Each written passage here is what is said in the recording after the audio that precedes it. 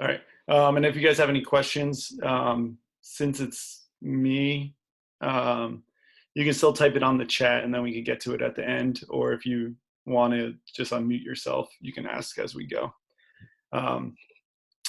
So first we're going to start off with just a little review of last week. So last week we talked about just basic orthopedic physical exam, how to read some x-rays, and look at the deforming forces and certain characteristics of fracture types. So we figured we just review that real quick. So we have a couple of questions.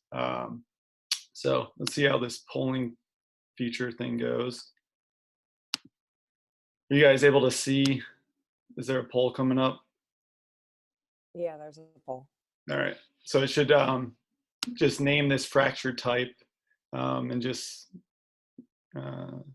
choose your option, and we'll see what everybody thinks.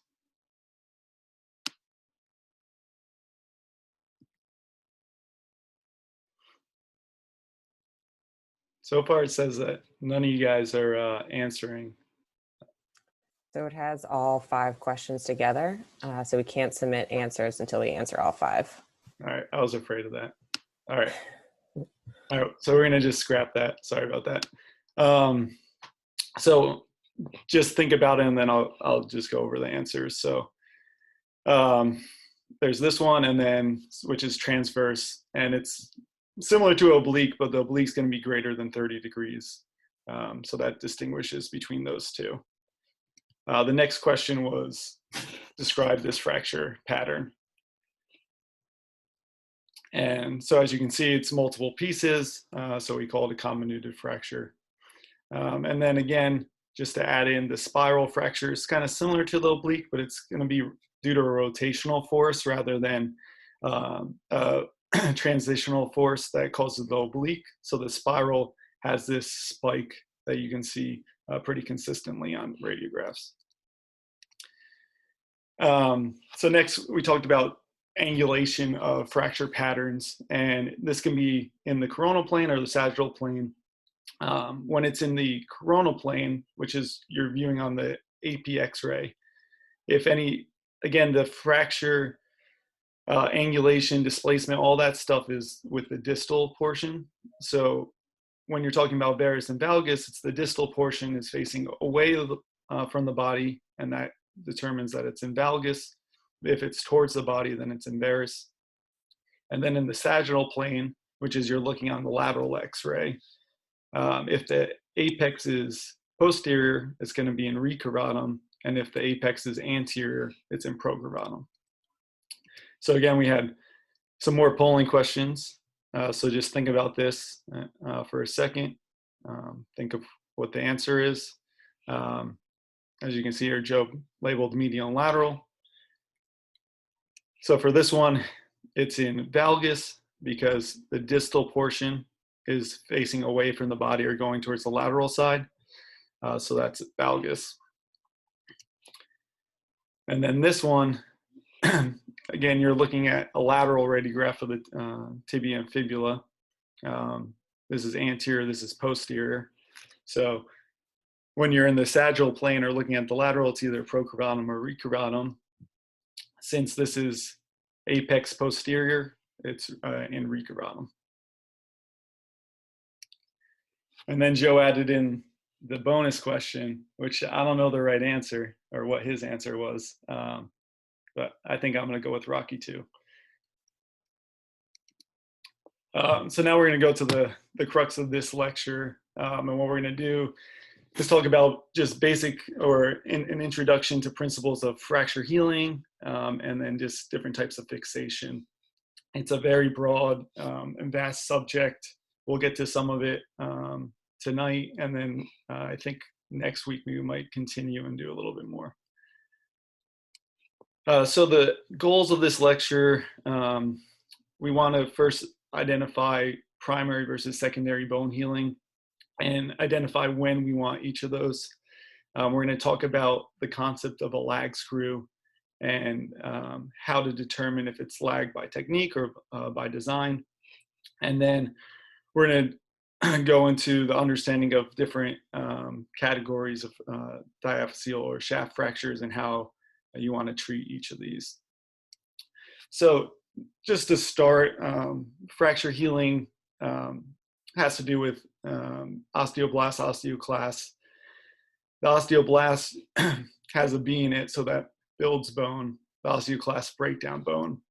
And throughout all fracture healing and fracture fixation, you have to respect soft tissues because blood supply is vital to the bone to heal. So you want to make sure that you don't disrupt tissue planes or blood supply to that area if you can avoid that.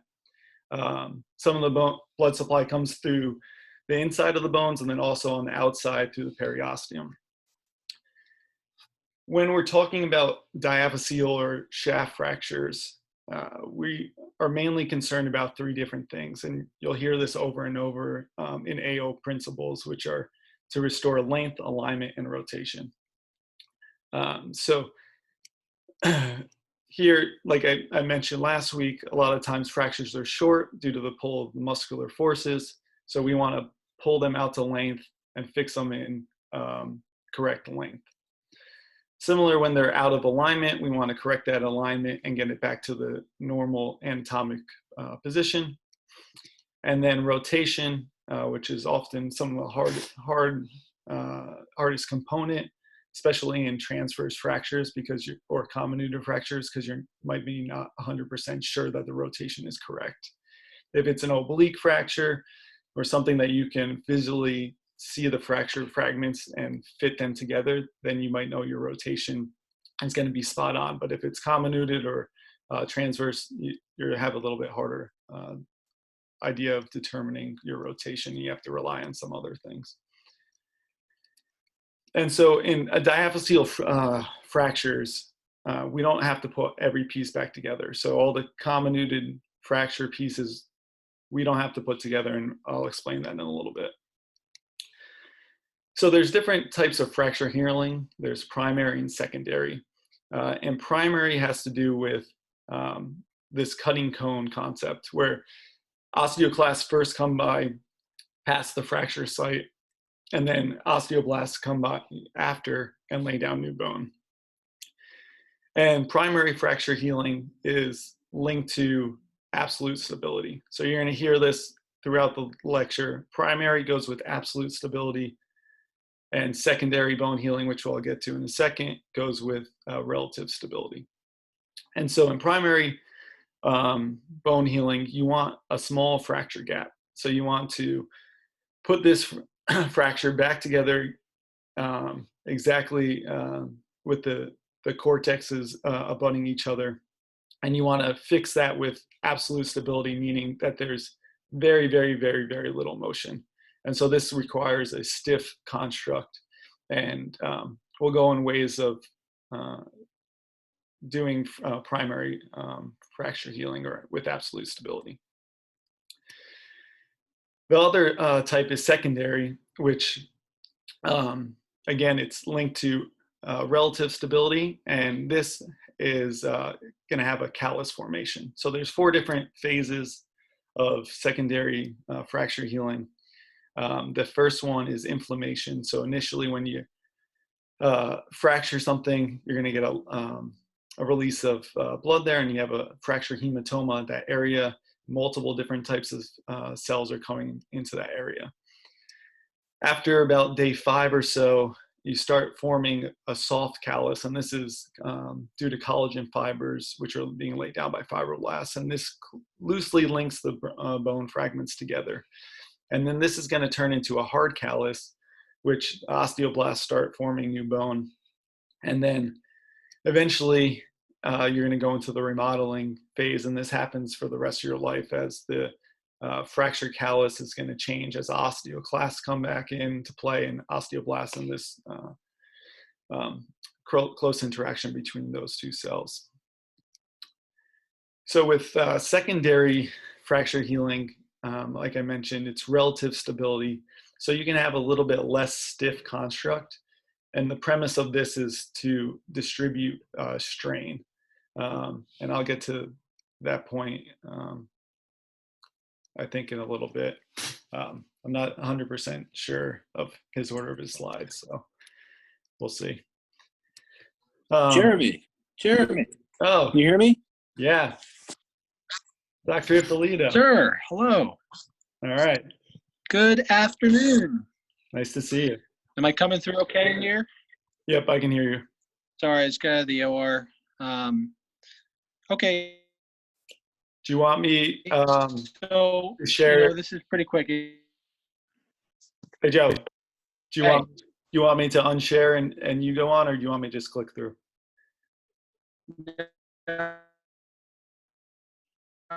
Is everybody having trouble hearing Joe? Like that? Yeah. Click. Joe, your bandwidth or something probably isn't that great. I'm on my cell phone. I'm at a locker. Yeah, that's not working.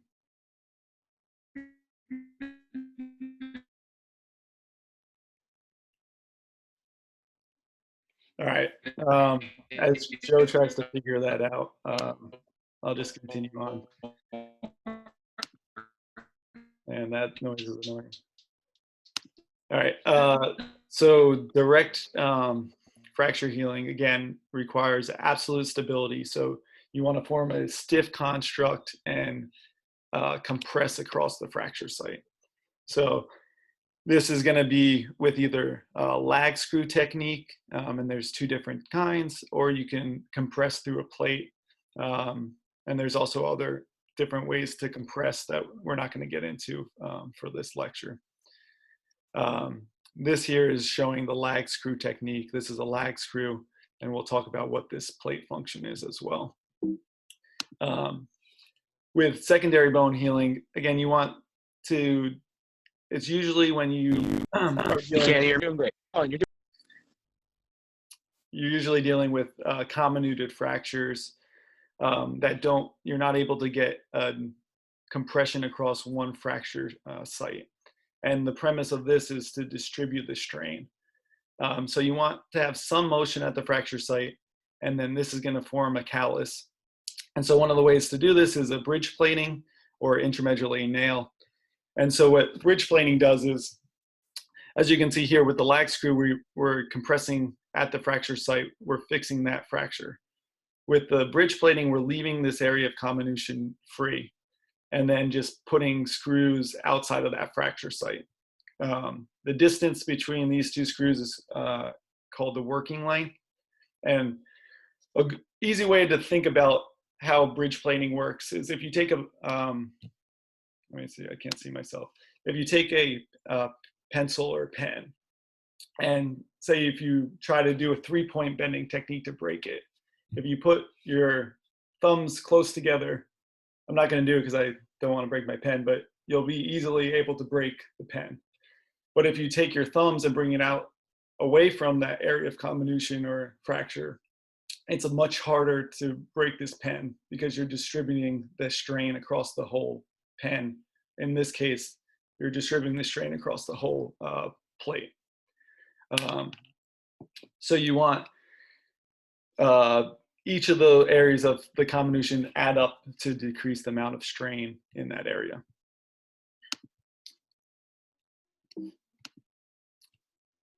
And then there's a whole spectrum of stability with one end of relative stability, the most extreme being just cast or splint. And then the most absolute is going to be this lag screw and compression plating. And like I mentioned, in between here, more so on the relative stability is going to be your bridge plating and intramedullary nail. And then as you go on, there's sometimes we could try to combine these types of fixation. Sometimes you do an IM nail with a plate as well. So it's not always as simple as this lecture is going to make it out to be. So we'll talk about lag screws, and there's two different types. It's a lag by design, which means that the screw is made to do the lag. And then lag by technique is you have to do a couple different things to facilitate the lag technique. So the whole idea of a lag screw is to compress across a fracture site. And it's very important to put your lag screw perpendicular to your fracture. Because if you're not perpendicular as you cause compression of the fracture, you're going to get shearing of the fracture and it's not going to heal exactly anatomic position. So the whole idea of it is, in both of these cases, the screws will engage the far cortex and pull that area of bone towards the near cortex. And the head of the screw acts as like a little buttress against this near cortex. So it stops that cortex and just pulls the far cortex towards the near cortex. And so by design, the screw is partially threaded. So you can see here, this is screw head, this is the shaft of the screw, and part of the shaft is smooth and has no threads. And so when the screw is engaging in this portion of the bone or the near cortex, so sorry, let me backtrack a second. So first you drill your path for your screw. And when you're doing it by design, you want to drill with a size drill that's the outer diameter of the screw. So whenever you talk about screws, you hear a 2.5 screw, 3.5 screw. That number is the outer diameter of the screw. And so when you're drilling with the outer diameter, that is the portion, the outermost area of the threads. And so this shaft is without the threads is the inner diameter. So the area that you drill on the near cortex is going to be a little bit larger than the smooth shaft, which is inner diameter. So there's going to be no contact between the shaft and the near cortex. But on the far end of the screw, these threads are going to be able to engage into the far cortex. And so once they start engaging, they're going to pull this far cortex towards the near cortex. Now, lag by technique is a little bit different. The first thing you can notice is that this screw is fully threaded. So there's threads from the screw head all the way to the tip, as in contrast to this where it's smooth. And so similar concept is it's going to engage these far cortex, but what you need to do is not allow these screw threads to engage the near cortex. And the way you do this is you drill with two different size drills. So you're going to drill this near cortex with a larger size, and then you're going to drill the far cortex with a smaller size. And so by drilling the near cortex with a larger size, it's going to allow these threads to not engage the near cortex. However, the far cortex, which you drill with a smaller size, now the screws can engage and do that same thing where once they engage, they're going to pull the far cortex to the near cortex. So this is a video showing this. So in this case, this is lag by technique. So they're drilling with a 4-5 screw, drill. And then, so that's the near cortex. Now they're going to drill that far cortex with a smaller size.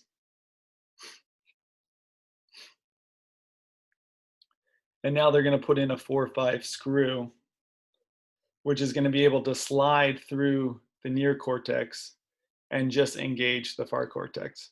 What they're doing here is called a countersink. It has two functions. It's increasing the surface area for the screw head to engage, so you get a little bit more purchase. And then the second thing it does is it decreases the prominence of the screw head. Now they're just depth gauging. What they're doing here is a tap, which is they're making the thread holes for the screw. A lot of screws these days are self-tapping, so that step you don't have to do. Now they're just measuring for the correct size screw that they use their depth gauge to determine.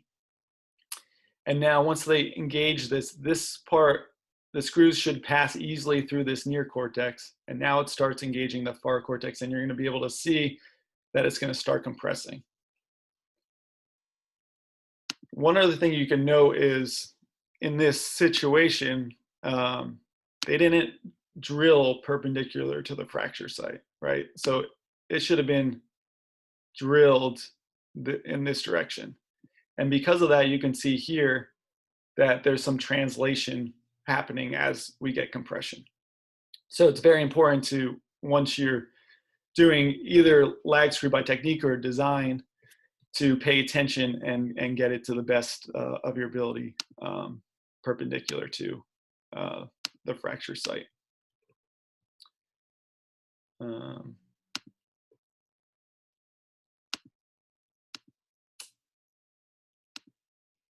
We'll just go on to the next one.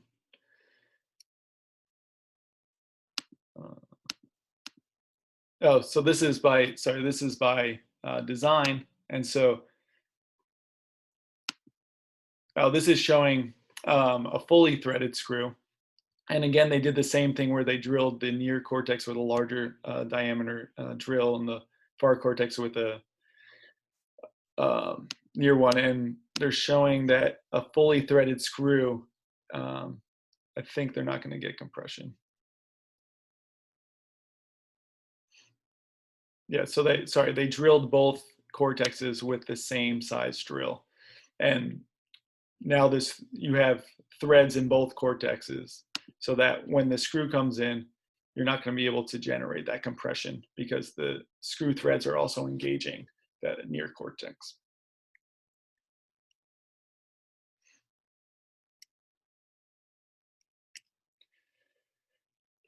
So once we lag a fracture, is that enough? Do we close it up, call it a day? The answer is no, because the lag screw is good at causing compression at that fracture site, but it doesn't allow for bending forces, rotational shear forces. And so what you have to do is kind of back it up with a plate. And we call this a neutralization plate, or you can kind of think of it as a protection plate, as it's protecting the lag screw from those other forces.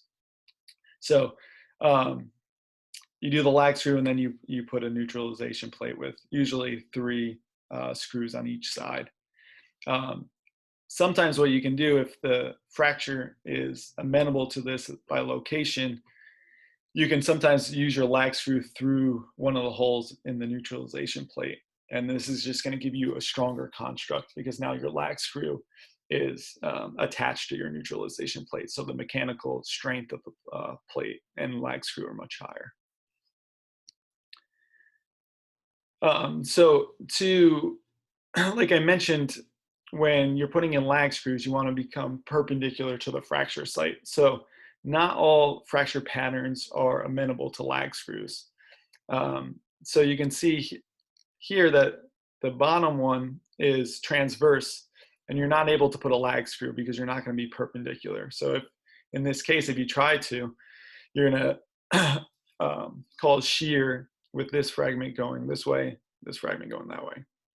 And so that's not ideal for fracture healing. So another way you can compress, and what we do for transverse fractures is we can compress through a plate. And the way this works is the way the companies manufactured these plates. As you can see here, these holes of the plates are oval. And if you look at them from the side, they have an incline. It's kind of hard to see here, but they're shaped like this if you're looking at it from the side. Oh, sorry. And so this shape is going to help us to translate the plate and also the bone to form compression. So the first screw you do is you pick, doesn't matter which side you really do it when it's a transverse fracture, but you're going to, this is from looking at the plate from the top. So you want to first make your first drill hole in the center. So we call it a concentric hole. And you put just a normal cortical screw there. Then you go to the opposite side of the fracture and you want to drill it eccentrically. So you can see here from the top that this drill hole is not in the center, but it's off to the side. And what that does is you're going to drill off to the side here rather than being straight in the middle or concentric. And the way this works is as the screw head, as you tighten it down, this screw head is going to want to come this direction. And as it's coming down, it hits this incline and it forces the plate to slide to the side. And so once you end up fully seating your screw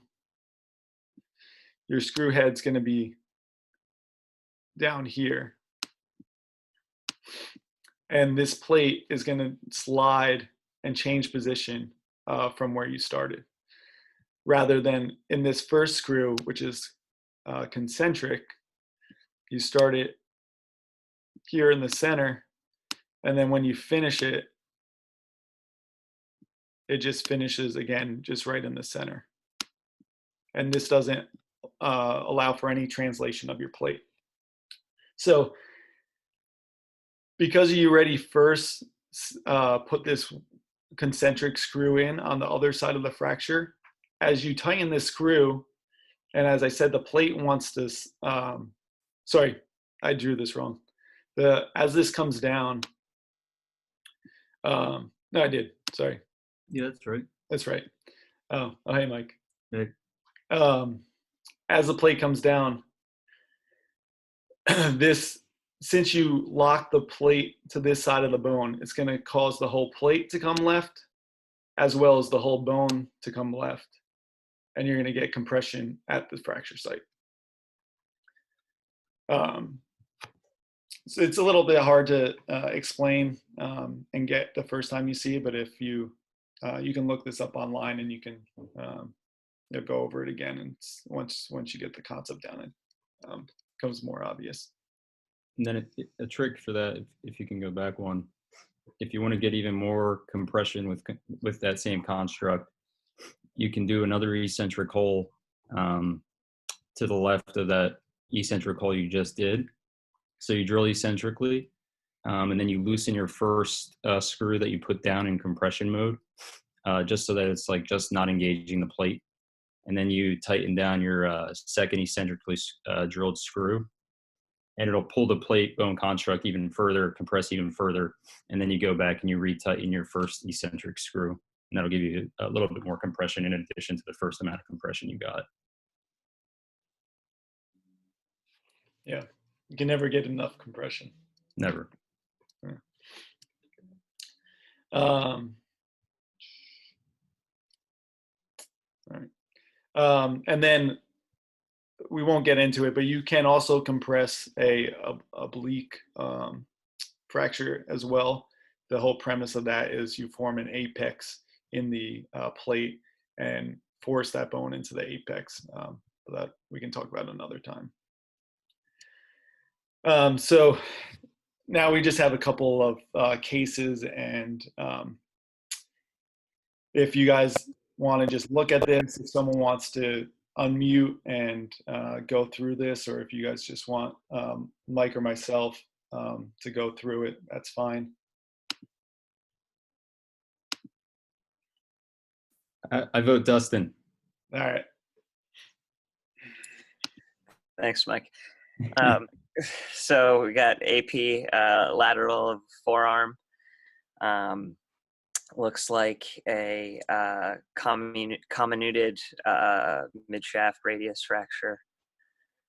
In terms of physical exam, I'd be worried about neurovascular status, make sure radial pulse is intact, and check especially the median nerve, but all three.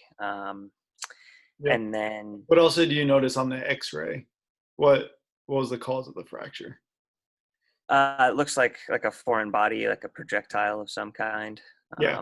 Yeah. I so would guess a bullet, but I guess I don't. Yeah. Can't say for sure. So all these are just bullet fragments here. And then I agree with you on your physical exam. What's something else that we talk about more so in the lower extremity tibia fractures that the buildup of pressure? What do you? Yeah, you worry about compartment syndrome as well. So yeah, I guess all the P's, making sure that that's all okay as well. And then in terms of plate fixation, given the comminution, I don't think you're going to be able to compress this. So I would think a bridge plate is what you would go for, which would cause it to undergo secondary healing. Yep. And then as it starts healing with secondary healing, what are you going to see? So first you'd see the callus formation, and then over time, like you're saying, the soft callus to hard callus, and then the remodeling would over years, it would eventually start to look a little bit more normal. Yeah. So I think we have post-op. Yep. So exactly that. They did a bridge plate technique. And as you can see here, this area of comminution is just bypassed. And we just have fixation proximally and distally. And like you said, it's going to form callus, and that's how it's going to heal. Again, with diaphyseal fractures, we're worried about length, alignment, and rotation. So you try to do that to the best of your ability. With forearm fractures and the radius, you can take contralateral x-rays of the normal unfractured side and then compare the length.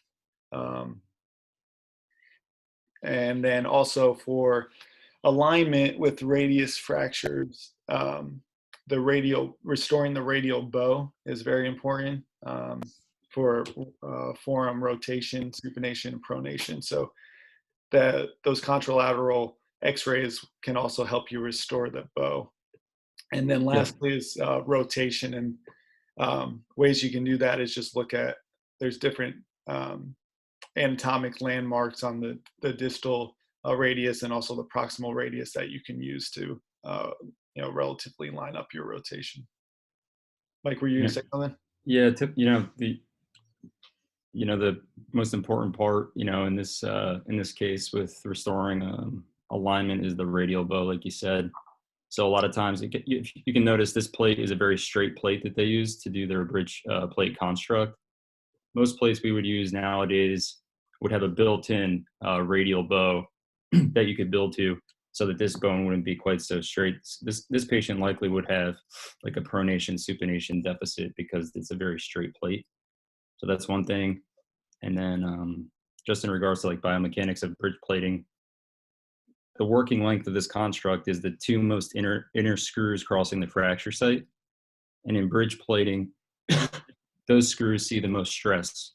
But in a compression plating construct, where you get absolute stability, the screws furthest from the fracture would see the most stress. So those are two concepts that are important to remember.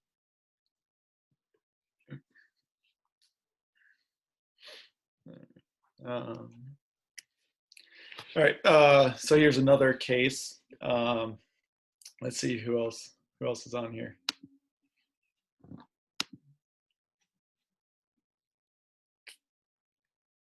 Astronaut Tom, you want to take this one? Sure thing. So it looks like we have an AP lateral of a right forearm with a distal transverse fracture of the distal humerus. Fracture pattern is simple, given that it's in two pieces, transverse. Okay. For this one, you could use a compression plate. Before you go on, can you describe the if there's any angulation, displacement? Yeah, so it's on the lateral X-ray. It looks like there's some the apexes and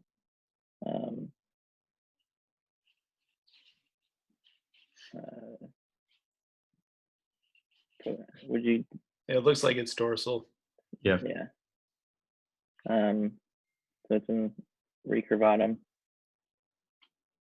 I would say, yeah, dorsal, Yeah. and then you could say on the AP that the radial distal fragment is translated slightly radial relative to the more proximal fragment. And it's close to transverse, but I think I'd probably call this oblique. And then the things you got, one thing to consider in a distal third radial shaft fracture that's close to the DRUJ is a dislocation of the distal radial ulnar joint. So these x-rays aren't the best, but you want to keep it in the back of your head that after you get done fixing the radius, you want to check the stability of the distal radial ulnar joint, make sure it's not dislocated.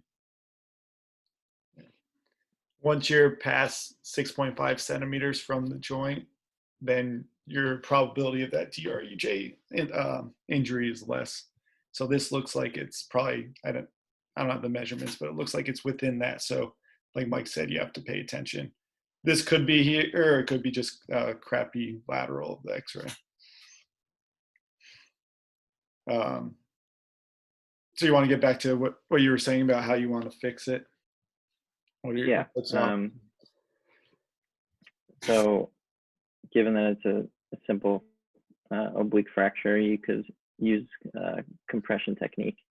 You could probably put a screw through the fracture line as well as a plate. Mm-hmm. So it'll undergo primary bone healing. Good job. Yeah, I agree that since it's just one fracture line, you're going to go for primary healing with absolute stability. Although it is a little bit oblique, I think it'd probably be hard to get a lag screw in because your angle of your lag screw is probably going to be really sharp. So you probably want to just try to do with compressing through a plate. It would be my plan going preoperatively. Anything to add, Mike? Oh, no. All right. So let's see what they did. So what do you see here, Tom?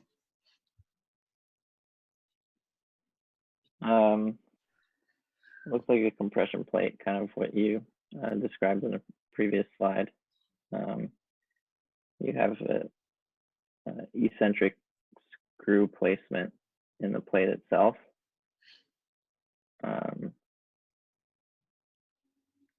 Yeah, so a lot of times you can look at this AP radiograph and see where the screws are seated in the holes. It's kind of not really easy to see here, but the way that you would do this is you would put this screw down first in the concentric hole and then go to the opposite side of the fracture site and put it in eccentrically, and that would drive the whole plate and the bone, which is attached here, distally, and that'll form compression at the fracture site.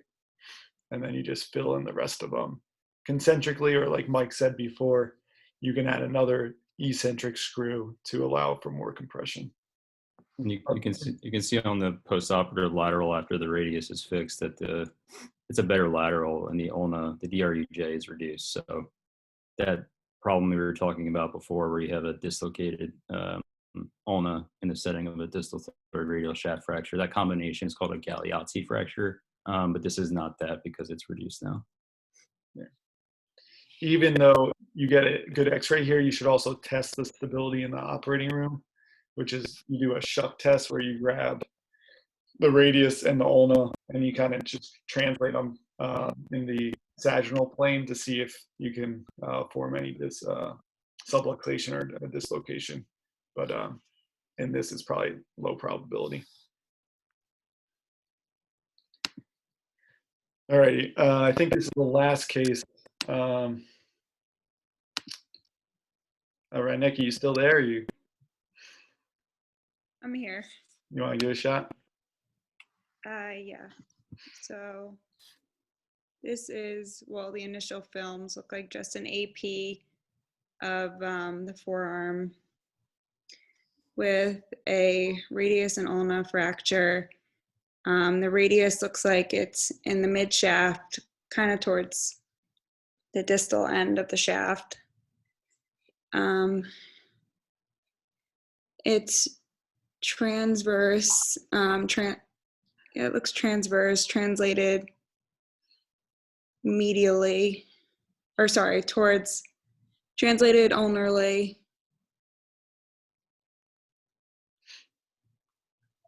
Yep.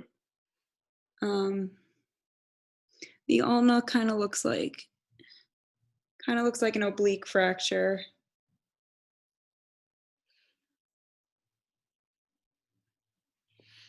And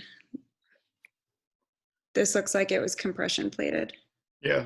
So the thing to notice is the radius is rather transverse. So they did a compression through the plate. And then I think what Joe was trying to get at here is how would you fix the ulna, given that it's more of an oblique fracture pattern?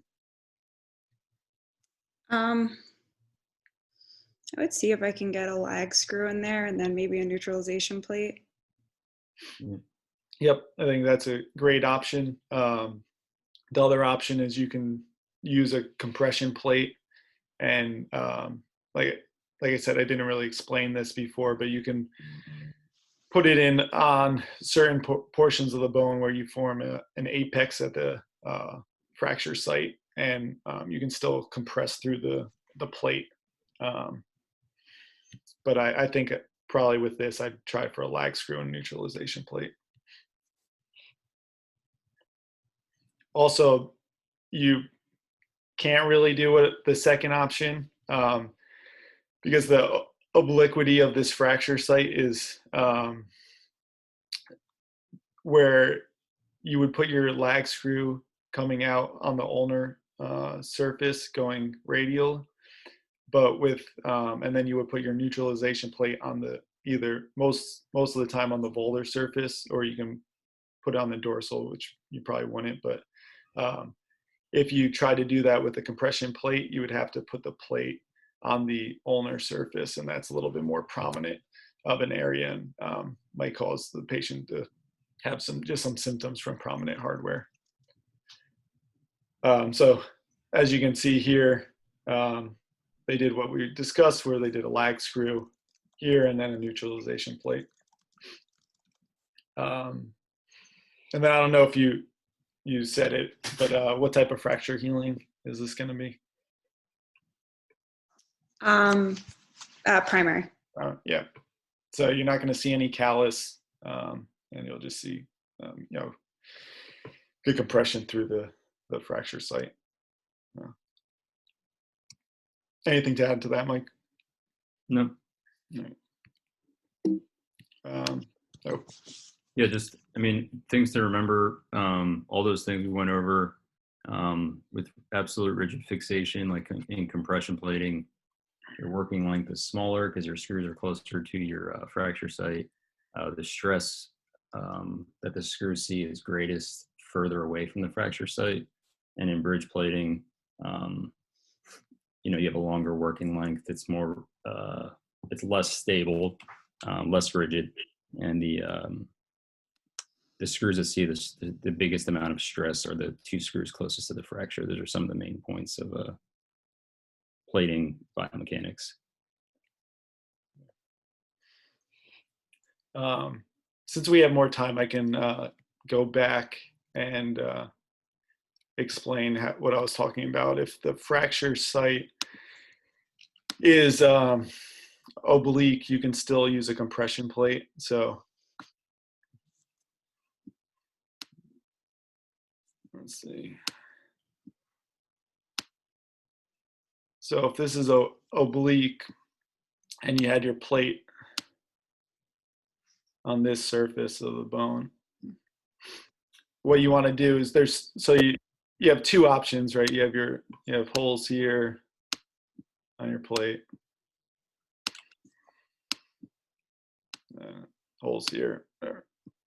So you have two options where you can first put your concentric screw here and then put your eccentric screw here, or your other option is in this same situation.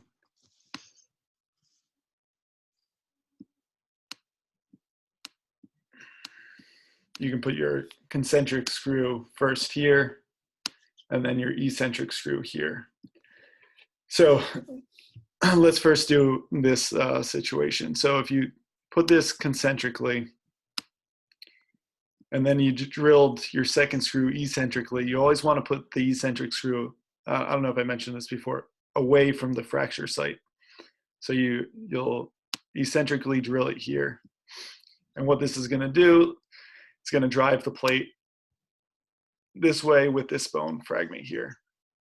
Since you put this screw here, as this bone is coming to the right to get compressed into this fracture site, it's going to hit this obliquity and want to come here, but then it's going to want to come up in this direction.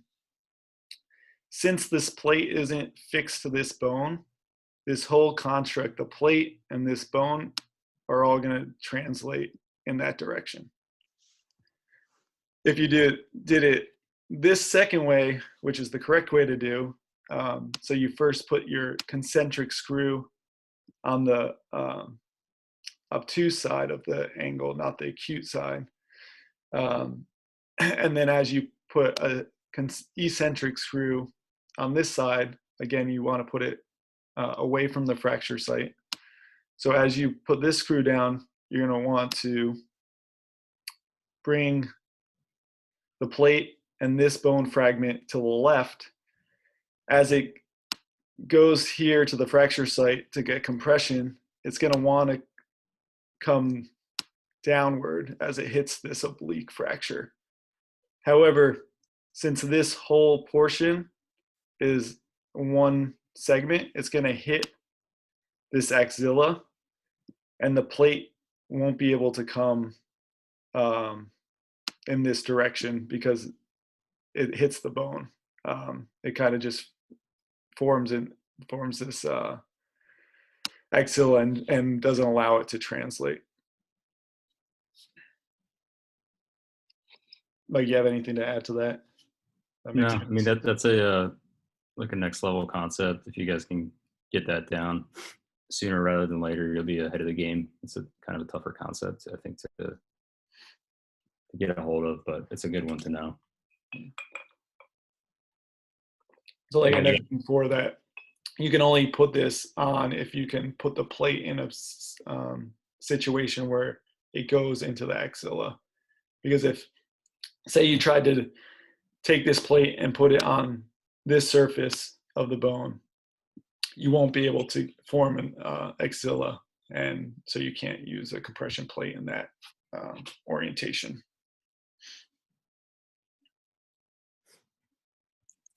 So you guys have any questions? Types of plating. So there's a couple more types of plating. There's neutralization, like we talked about. There's compression plating. There is also bridge plating, like you mentioned. Can anybody think of a couple other types of plating? Did you talk about them in the beginning, Jeremy? I don't know. No, and I think next chat we're going to talk about a couple of the other ones, but we can just discuss them briefly.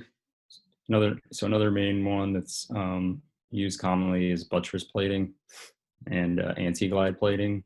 I guess if you're going to talk about it next time, it's more or less, I know it's hard to explain without an x-ray, but if you had a fracture that needed to be supported sort of against gravity and to form an axilla for that fracture, it's commonly used in tibial plateau fractures to hold up like a lateral plateau.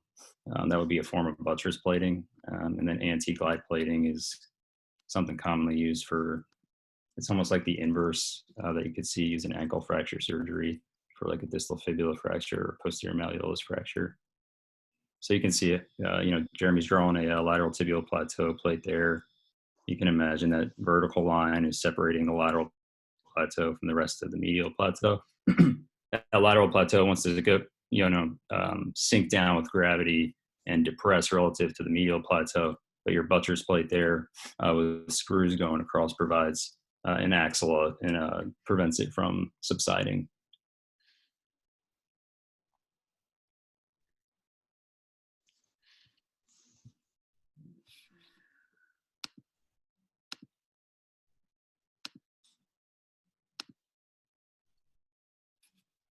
When would you use lag by design over lag by technique? Oh, that's a very good question. What do you think? So,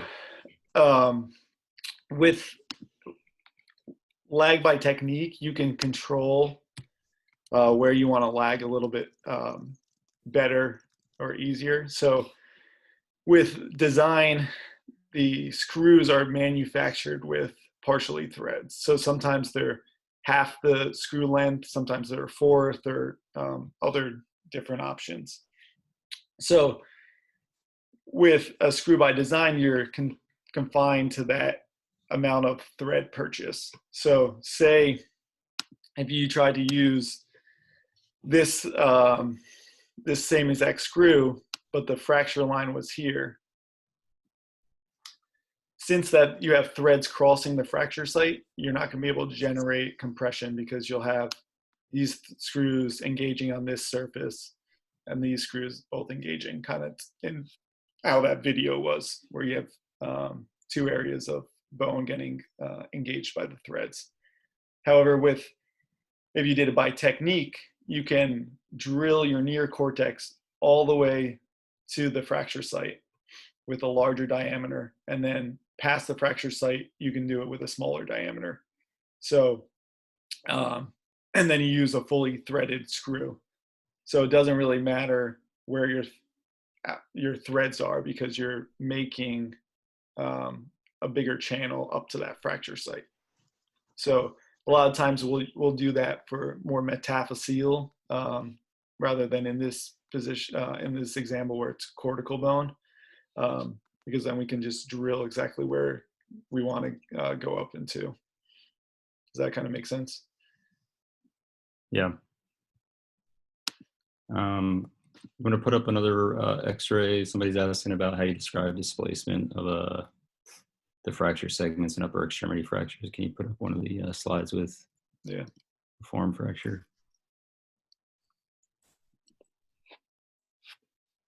You kind of just the way I would describe this X-ray, I would say this is an AP and a lateral forearm X-ray showing a distal third radial shaft fracture. On the AP view on the left, you would say that the distal segment is translated radially relative to the proximal segment of the proximal radial shaft. And then on the lateral view, you would just say that has a dorsal angulation to it. I hope that answers your question there. Yeah, it's a little bit different. Like in the lower extremity, we mostly use varus valgus, procurbanum, recurbanum. And in the upper extremity, we'll use dorsal versus volar angulation, or apex dorsal, apex volar. And then when it's translated, just to make it like if you say medial lateral, it depends on which way the arm is positioned, if it's in supination or pronation. So it makes it easier just to say if it's translated radial as it's going towards the radius, or if it's translated ulnarly towards the ulna. Depending on the location, would you vary the plate thickness to prevent stress shielding and allow more motion? So that's a good question. If you go to, is there one of the X-rays with the like a plated radius? Yeah, so that plate is probably like a 3.5 millimeter LC-DC plate, which just means limited contact dynamic compression plate, which is like the standard size plate you use for radial shaft fracture. If you use a thicker plate, like they used to use 4.5 millimeter plates in the radial shaft fractures. So what they found is there was like a higher incidence of refracture actually when you remove those plates and those screws, because they're bigger, and so that bone couldn't accommodate that. So yes, depending on location, you do use different size plates. And in the radial shaft, you typically will use a 3.5 millimeter plate. And then they used to use plates that were just DCP plates, dynamic compression plates. The LC, the limited contact portion of the plate, if you look on this lateral view, you can kind of see how the plate has like a scalloped out area. It's not perfectly flat against the bone. Can you guys tell that? Those scalloped out areas are areas of the plate that have been kind of removed by the manufacturer so that the entire plate is not in contact with the bone. There are just certain segments of the plate that are in contact with the bone so that there's less like ischemic ischemia to the bone, because wherever you're generating compression through friction between the plate, the bone, and the screw, there's not much periosteal blood flow. So that's why they developed the LCDC plate compared to the LCP plate. Yeah, so like Mike was saying, you can see the scallops here, and as I drew it, here's a scallop, and they're going to be in between your screw holes. So like this is a screw hole, and your scallop's going to be in between those. And then like the humeral shaft, we would typically use a 4.5 millimeter plate. That's a bigger bone that can accommodate a bigger plate.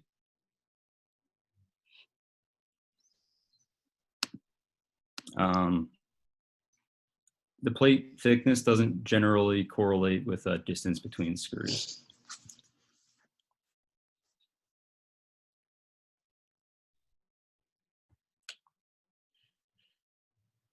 The plate function is going to dictate your distance. So like in bridge plating, we're going to have our screws spread out a little bit further. So you have that working length between your two nearest screws at your fracture site, versus something that you're going to compress, you're going to be pretty close to the fracture site.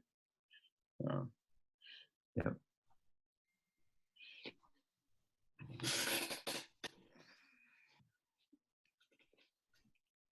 You guys have any other questions?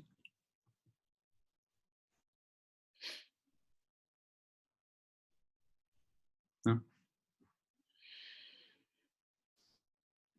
All right, if you guys don't have any more questions, we'll do same time next week. I think we're going to just talk a little bit more about different types of plates and maybe talk about intramedullary nails. And then after that, I think we'll go to some different topics. If you guys want to hear certain topics, just you can either reach out to me or email Joe back to the group and just ask for certain things. We can add them into the lectures as we go. So, All right.